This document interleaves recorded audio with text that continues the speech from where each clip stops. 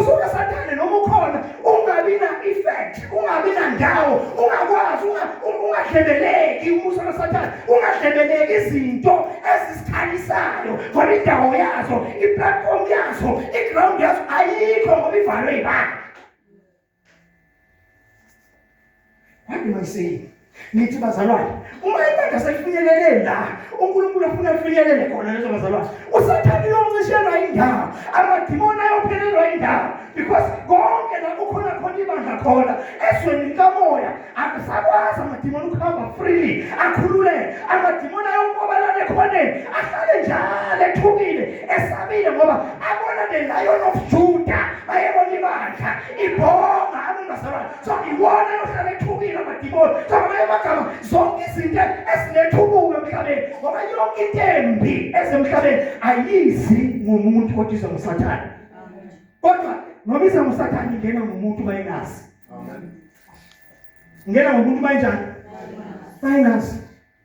The reason why athi uNkulunkulu ungabi nabanye uNkulunkulu ngaphandle kwami. Amen. Amen. Ungakhothami kwenye into ngaphandle kwakhe kuphela. Amen. Ngoba wazi ukuthi indawo yakho iphezulu kakhulu kabi ngakhona into emhlabeni wena obuye ukhothame kuyo. So if wena ukhona into ongakhothami ngoba kuyo, ngaba ilanga, ngaba inyanga, ngaba inkanyezi, ngaba isihlahla noma ngaba yini, okwazi ukukhothama kuyo kukanedolo kuyo, kusho ukuthi you don't know your position in God. Awuyazi position yakho ukuthi uNkulunkulu ukumisela emhlabeni, emhlabeni unophila njengoNkulunkulu olawula yonke into. Yingakho kufanele ukuthi ugugele noma ngabe yini, because the moment wena uguga lento igugele sayithatha indawo yakho, wena uthatha indawo yakho. Amen. Amen. Hallelujah. Bayibonke igama lenkosi. Ngiyalala ngiyakhona bazalwane. Funa ningizwe kahle. Uma ufunda iBhayibheli, ufunda iBhayibheli, funda kahle. Ufunda kahle. Uma kuzoze kube khona isizwe sakwa-Israyeli, uNkulunkulu aqale a new nation. Aqale isizwe sakwa-Israyeli. Ubiza indoda enye, ubiza Abraham. What Abraham phuma ehlotsheni? Phuma ngisemkhubeni yakini, phuma kuyo yonke into. Ungilandele. Amen. Hallelujah.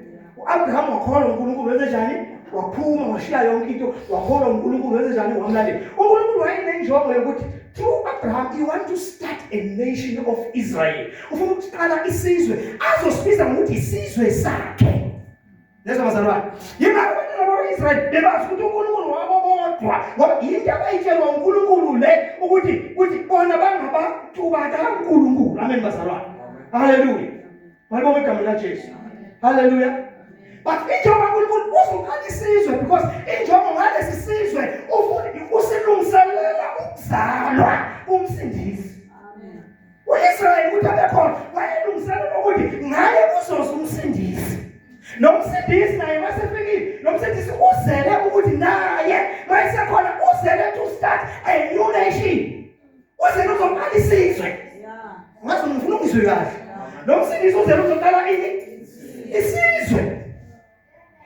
uIsrael uyisizwe sikaNkulunkulu ukuthi uNkulunkulu wasibizela uAbraham engenamntwana, wambiza wamnikeza ithembiso, wamthembisa zonke izinto ezinkulu. uAbraham konke lokho ngithembisa kona kuzongisiza ngani? Ngoba ngiyabona uzongibusisa, uzongenza kube mkhulu, uzongenza yonke, but kuzongisiza ngani? The day I die konke kuphelile kuzoshona, ngoba kuzohluka umuntu nje. uNkulunkulu lalela, uphume evilini zakho in your old age uyozofa yakho. Uphume evilini zakho uyozola ini ifa yakho. Amen. Uyamthembisa ngoba ufuna ukuqala a new nation. Isizwe saIsrael uNkulunkulu ngaso wayehlose, yingakho sinikeza imithetho yena sona sodwa, wasinikeza imithetho ethize ngoba ufuna ukungale isizwe sigcina le mithetho yami, sihamba ngale imiso zami, kusesenza kube isizwe esikhazimulayo, ngizosenza kube isizwe esithathe attraction yazo zonke izizwe, ngizosenza kube isizwe esinqobayo, ngizosenza kube isizwe esicelile, ngoba lesi sizwe sigcina imiyalo yami. Lezo bazalwane, so ngabeka uNkulunkulu wayefuna ukudoba izizwe ziqala ukuba isizwe sihamba noNkulunkulu, ukuthi siphumelela kanjani, sinamandla kangakanani, uNkulunkulu asivikele kangakanani. Lezo bazalwane. Hallelujah. Same thing ngebandla. Amen bazalwane. Ibandla is the nation of God. Ibandla yisizwe sikaNkulunkulu lezo bazalwane. Lesi sizwe sikaNkulunkulu asifani nesakwa-Israyeli. Ngoba esakwa-Israyeli besikhandwe kuphela abantwana bakwa-Israyeli. Bese kuthi uma ngabe bekhona owesinye isizwe nje ofuna ukungena ngaphansi kwesizwe sakwa-Israyeli bekufanele abe yi-proselyte.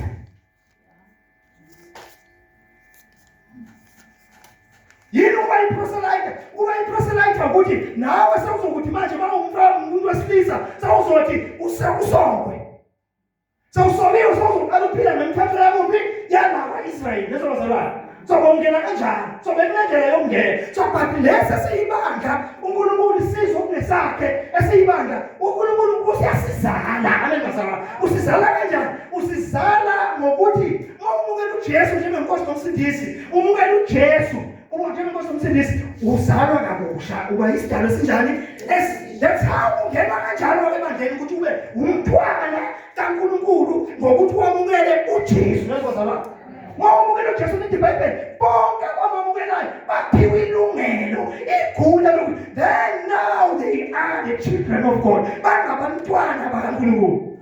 Amen. Because uNkulunkulu usenzele manje abantu ukuthi le ukusuka ngapha ayileya kwa-Israyeli yokuthi ungena ngokuyogcina imithetho yakhona ayifani nale yokuba umntwana kaNkulunkulu ngokuzalwa kabusha lezo bazalwane. Leyo uba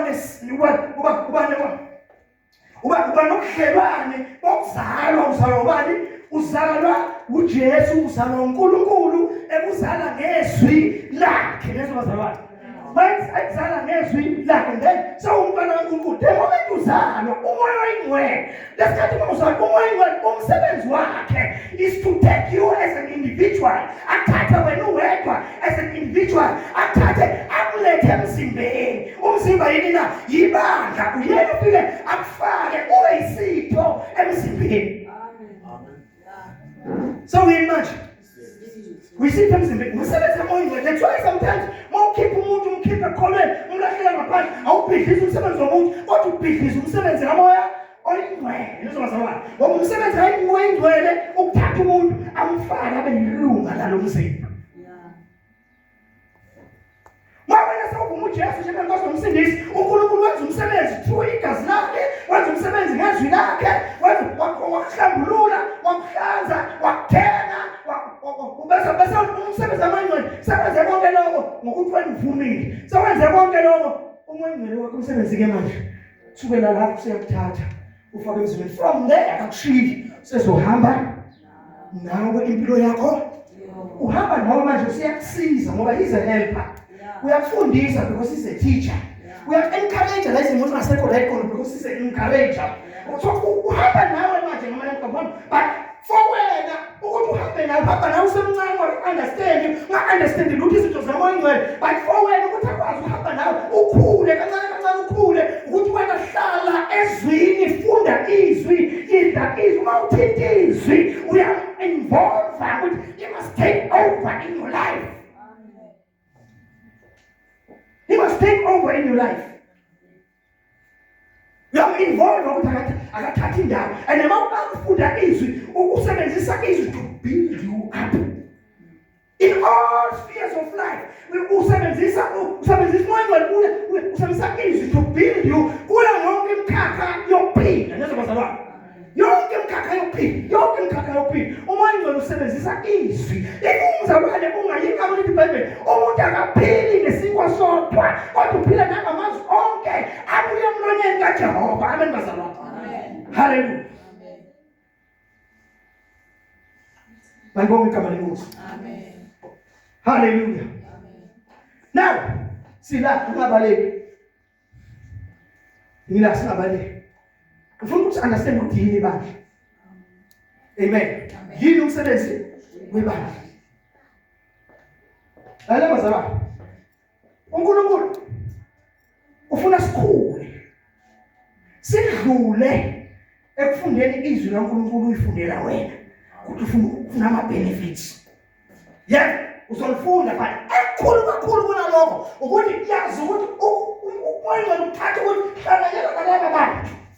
Uyingxenye yabo lezo bazalwane. uyakufanayo uma ingxenye yabo okukhulu kufanele wazi ukuthi masusemzimbeni nezobazalwane masusemzimbeni awusasicabangeli wena ucabangela ukuthi lo mzimba awungafeyili ngoba wena njengesitho don't function uzivakashi kulo mzimba. Angithi ibandla lifaniswa nezinto eziningi. Ibandla lifaniswa nomhlaba, ibandla lifaniswa nomakoti, ibandla lifaniswa nendlu, ibandla lifaniswa nesizwe, ibandla liyisizwe in fact, ibandla liyisizwe sikaNkulunkulu nezobazalwane. Amen. Isizwe sikaNkulunkulu, ibandla liyigovernment kaNkulunkulu emhlabeni. Amen bazalwane. So ibandla liyimpi kaNkulunkulu emhlabeni nezobazalwane. So ibandla uNkulunkulu uthembelo nezobazalwane. Uthembelo uNkulunkulu wonke. So ngamanye amagama ke into ebalulekile ukufundisa. Ingakho sifunda uMatthew chapter 28 ukuthi uJesu base mbona abantu bakhuleka kuye abanye bangabazi. Wayesethi uJesu nabona mina ngiphiwa amandla onke phezulu yonke universe. Phiwa amandla futhi yonke universe. Phiwa amandla emhlabeni nasezulwini. Uthi ngalayo mali khuluma nabafundi bakhe iBhayibheli lithi by 11. Let's specify ukuthi by 11 ngoba uJuda wayezenjani wayedayise ngoJesu emva kwalokho wayibulala. Wayihena. Sebesele by 11 manje. Njengoba besele by 11 manje uJesu ushiya icommandment ushiya umyalelo wokugcina amazwi okugcina umuntu bonke abantu bayawabamba. So amazwi okugcina kaJesu uthi hambani go ye and make the nations of the world. Nazizizwe nizenza abafundi. Amen. So ngamanye amagama evangelist to teach ibandla ukuthi ibandla likhule naso umsebenzi walo. Sinothi ukuthi indaba yokuthi uzofika la umfundisa litshalo umuntu oyedwa phuma kuyi makakhe ebandleni akusindaba yama-product ukuthi sidayisa ama-product sidayisa ini sindaba yamakhombo ukuthi sinamakhombo sinani abebazalwane. Ebandleni is to teach people. Is to teach people ukuthi uNkulunkulu ubhekeni ufunani kubo. Uma ngabe singakwenzi lokho ibandla kuzofana nemoto ebangumsindo edumayo enyathela usalarate akalifakiwe egiyeni ibangumsindo odime ndawonye. That's how the church is.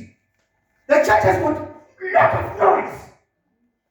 But akukho nogodwa ngama-prophecies ashiwe izwi ngebandla ababhekile abantu ukuthi ayafezeka yini noma bewakhuluma they don't know ukuthi azokwenzeka kanjani because they don't teach people ukuthi lokhu nalokhu kushiwo izwi kuzokwenzeka uma ibandla selikule stage ngoba selifundisekile.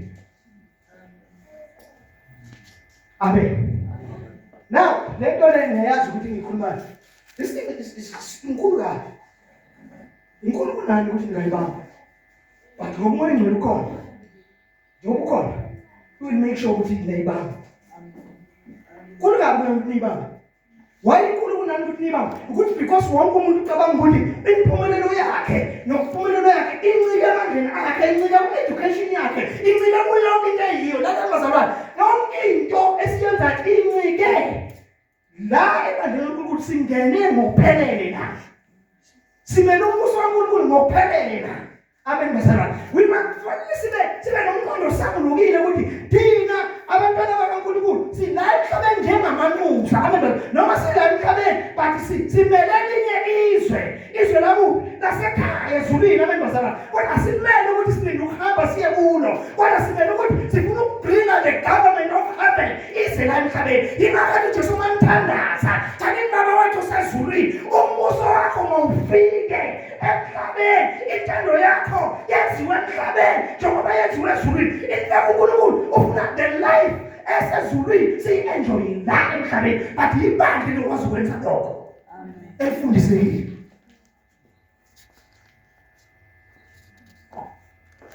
Angazi mina ngizwe ngofika iproblem esinayo sinjengabagijimi siyagijima simuncintiswaneni but sigijima ilona le akekho kwilane yakhe. Nalo siyagijima kodwa umuntu akekho kwilane. Kakhulukazi ibandla ligijima kwilane yalo. Ibandla ligijima likhompetha neswe.